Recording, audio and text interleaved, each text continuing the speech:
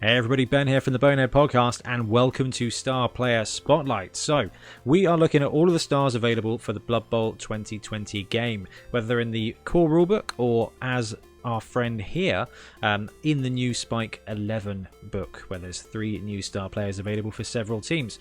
We are looking at the star players, we're looking at their stats, we're looking at their skills, we're looking at their cost, and we're looking at their special abilities. And today we are looking at a big bad Frankenstein.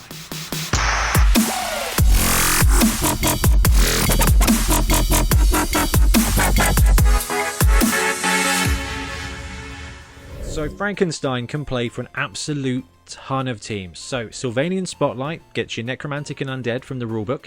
Also gets you Tomb Kings and Vampires from the Teams of Legend PDF that Games Workshop have released with some of the old teams in. Also, we've got Dwarf, Halfling, Human, Nobility, Ogre, Old World Alliance and Norse teams can all take him. So that's 4, 5, 6, 7, 8, 9, 10, 11 teams out of 28 official teams available at the moment can actually run Frankenstein. So that is a huge amount that have got the option to use him in League and take him in a tournament build. So it's going to be interesting. I'm sure there's going to be space for him. So let's have a look at exactly what you get for your money. So Frank weighs in at 250,000 gold pieces, which is a chunky boy. Bear in mind, Griff is 280, so 30k difference for the starriest of star players. Asterix, there are a couple better than Griff, but don't tell Ian Triplo. So Frankenstein is movement 4, strength 5, agility 4+, passing dash, armor 10+. So he is your strength 5 piece for 250k. Break tackle, which is going to give him +2 to dodging, which means once per turn he's dodging on a 2+, which is very useful to redeploy him. So he gets points for that one. Lone 4+ is exactly what we expect from star players. Mighty Blow +1 is exactly what we expect for your big combat pieces. So strength 5 players almost always come with Mighty Blow or Claw to help get through armor, and he's got it right here. Regeneration, Stand Firm and Thick Skull. So regen and Thick Skull mean that if you fork out for him, he is going to be on the pitch quite a lot. Regen is going to keep him there if he's injured, and Thick Skull is actually just going to keep him straight away on the pitch more often than not. So that combined with his armor of 10+ means he is actually pretty tough, pretty resilient, and you're going to make the most of that cash flow. Stand Firm is going to be useful as well. I mean, Stand Firm is a throwaway skill. If you think about it, it fits in because he is a golem. I was going to grab one of the golem miniatures that I really need to paint. He is a strength 5 golem basically, and Stand Firm is part of what they do. So wherever Frank is, he's not going anywhere. So 250k, a ton of resilience. You get the strength 5. You don't have any combat power at all, Frankenstein. So really close. Even guard, block, something like that would have absolutely made him pop. At the moment, you're paying 250k for pure muscle and resilience. If that's what you're interested in, then Frankenstein is going to deliver that nicely.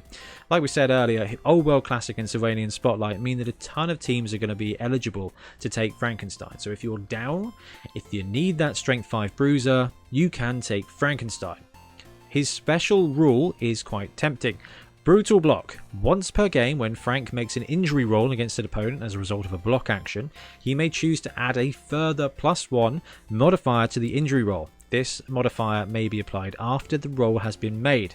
Alright, so now we've got Strength 5 guy with an absolute ton of resilience who can add +1 to the injury roll. Add an additional +1 modifier to the injury roll. So if you break armor, you get +2 to the injury roll using Mighty Blow and the Brutal Block ability. That is a fair chunk of removal. So if you want to spend that money, because this is quite high-end star player territory now, you can get Frank. And he's going to stick around because he's got that armor. The closest comparison, I think, or at least the closest thing to consider, is Mighty Zug. So Mighty Zug is available to Old World Classic as well. He is going to be 220k, so a little bit cheaper. Movement 4, Strength 5, Agility 4+. Movement 4, Strength 5, Agility 4+, yep. Passing 6+, but no one cares. Armor 10+, same as this chap here. He's got Block and Mighty Blow +1. So Zug, for 30k less, is going to have better combat ability than Frank, but he does not have regeneration, he does not have thick skull, and he does not have break tackle to move him around. So Frank is slightly more maneuverable, much more resilient, but a little bit less punchy and doesn't have the consistency of block.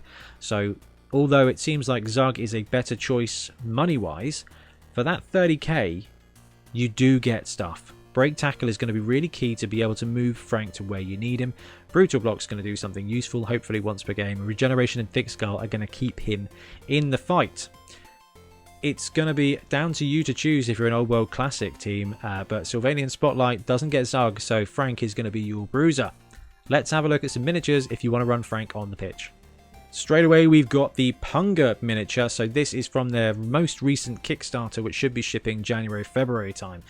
So in the next few months, this should be available for general release, if not as part of their 3D print Patreon. So that could be a pretty sweet way. I'm a big fan of this core head, not the additional head. I think that is going to be a fantastic star player miniature when Punga release him. And the second choice would be Star Player Miniatures. So I've not had a chance to look at much of the Star Player Miniatures range, but I've been really impressed with what I've seen. This guy is just one of the golems from the Necromantic team. Now, if you've already got the Games Workshop Necromantic team, then taking a golem from someone else's team, for example this one, is going to make him stand out enough to be that star player. So this one is Golem 2.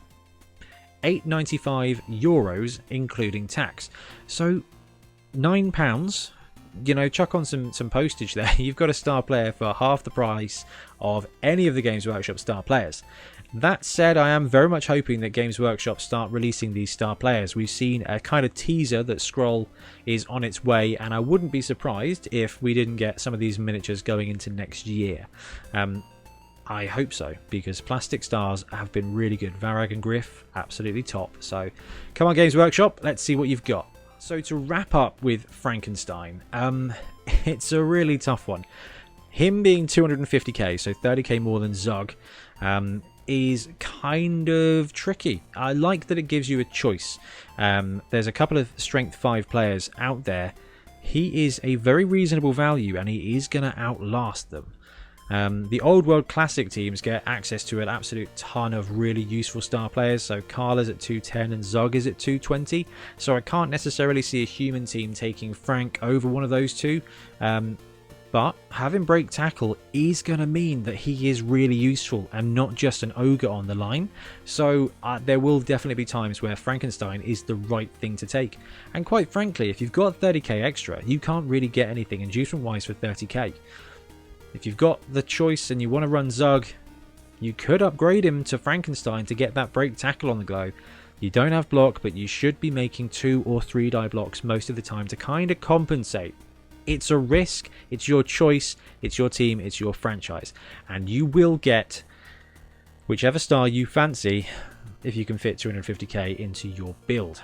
Anyway, guys, let me know in the comments below what you think of Frankenstein, whether he's too pricey, if he's going to make a big impact. I'm intrigued and I'm very interested in what you've got to say. So, I'm going to wrap up. Thanks very much for watching, and we'll be back again soon with more Blood Bowl content. See you later.